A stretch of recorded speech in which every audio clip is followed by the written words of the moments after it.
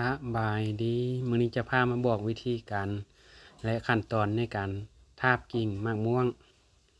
ถ้าเป็นอย่างไรนั้นเดี๋ยวเราจะบอกอันนี้เป็นน้ำยาเล้งรากเนาะน้ำยาเล้งรากสูตรสำเร็จรูปเป็นยี่ห้อ B1 อันนี้กระป๋องนึง3 ลิตรราคา60,000กีบแต่กี้เดี๋ยวนี้มันขึ้นแล้วเดี๋ยวนี้ตก100,000ละนี่ก็เป็นน้ำยาที่สำเร็จรูปถ้าเราบ่มีน้ำยาตัวนี้เราก็ใช้M150 1 ปองกับอันกะปิ1 บ่วงเอามาผสมน้ำให้เข้ากันคักแน่อันนี้เราเทลงไปพอน้ำยาเบิดแล้วเนาะได้1 กระป๋องต่อน้ำประมาณครึ่งถังสีนี่แหละใส่น้ำครึ่งถังสีแล้วก็เอาขุยมะพร้าวลงให้มันท่วมให้น้ำนี้ท่วมขุยมะพร้าวน้อยหนึ่งเนาะแล้วก็แช่ไว้ประมาณ1 คืนหรือว่าเฮาบ่ฮอด1 คืนก็ได้เอาประมาณจัก3-4 ชั่วโมงก็ได้เพราะว่าเฮาฟ้าวเฮ็ดเนาะอันนี้ก็เทขุยมะพร้าวลงเลยอันนี้ขุยมะพร้าวบดละเอียด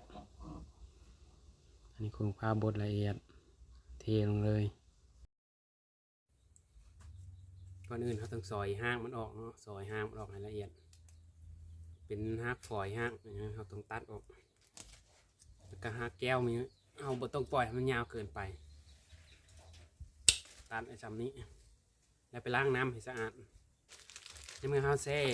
ขุยมะพร้าวไว้ได้2 ชั่วโมง3 ชั่วโมงแล้วเราก็มาขั้นตอนต่อไปเราก็มาใส่ถุงใส่เนาะอันนี้เป็นถุงใส่ขุยมะพร้าวเราแช่ได้แล้วเราปั้นออกเนาะปั้นน้ำออกปั้นน้ำออกบ่ให้มันแห้งเกินไปเฉพาะยามแล้งงัดเข้าถุงเลยเอามือป้อนลงไปให้มันเป็นหูเนาะเป็นหู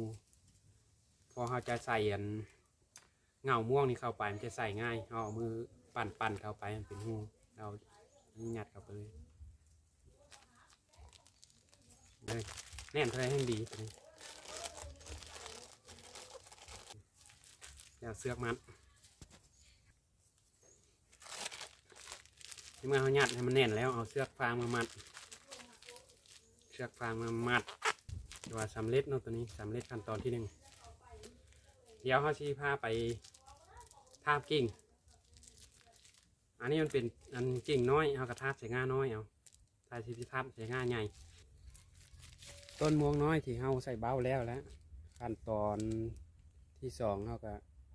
มีนี่เนี่ยเทปเป็นเทปไว้พันกิ่งแล้วก็มีด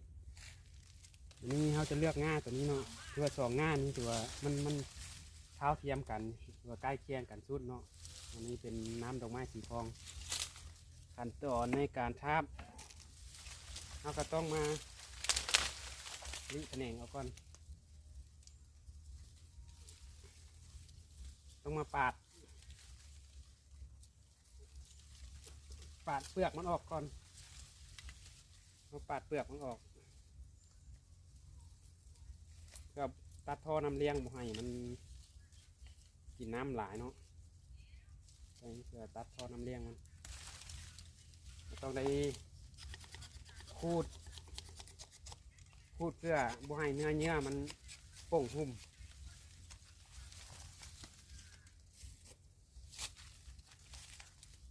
เอามีดปาดขึ้นไปนั่นนี่ปาด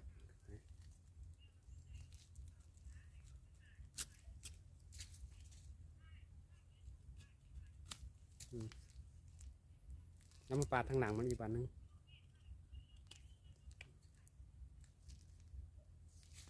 แล้วมาปาดตัวนี้ปาดง่าย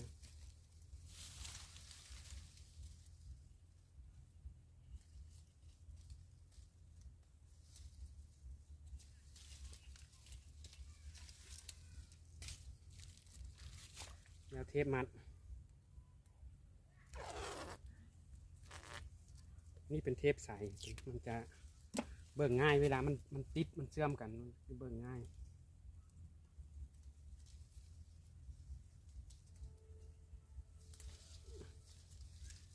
เทปมัดต้องมัดให้แน่นๆตัวนี้ขั้นตอนในการทาบกิ่งเอามาปาดเพื่อตัดท่อน้ำเลี้ยงบ่ให้น้ มันดูดซึมมาแต่หากขึ้นมาเลี้ยงใบอาจจะมาตัดงานมันจะดูดขึ้นมาเลี้ยงใบบ่ได้อาศัยยังไงมันกินตัวเงามันนี่เนาะเงาตัวที่เฮามาทาบอันนี้ถือว่าเสร็จสิ้นเนาะขั้นตอนในการทาบกิ่งมะม่วงทาบกิ่งไว้ได้1 เดือนแล้วว่ามันสิติดบ่หรือว่าบ่ติดเนาะตอนนี้เฮามาเบิ่งตัวที่เฮาทาบกิ่งไว้แล้วเนาะอันนี้ถือว่าหากเต็มแล้วตัวนี้เฮาก็มาตัดเลย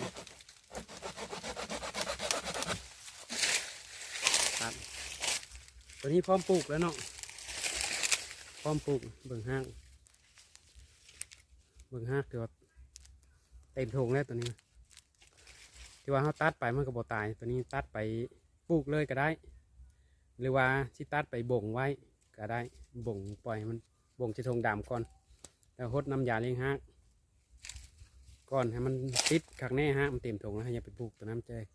ติด100%กว่าแข็งแห้งดีกว่าตัวนี้พามาเบิ่งตัวที่เฮาทาบกิ่งได้แล้วตัวนี้ถือว่าเป็นต้นใหญ่เนาะนี่ต้นใหญ่หากเอามาบ่งไว้ได้1 อาทิตย์ตัวนี้ถือว่าติดสมบูรณ์แล้วตัวนี้ถ้าว่าบนบติดใบมันจะเหี่ยว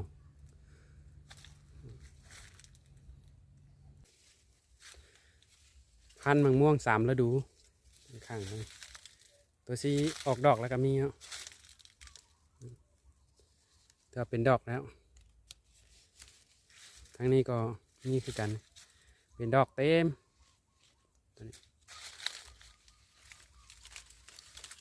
ตัวนี้เป็นพันธุ์น้ำดอกไม้สีทองออกดอกเต็มพุ่มแล้วเนาะ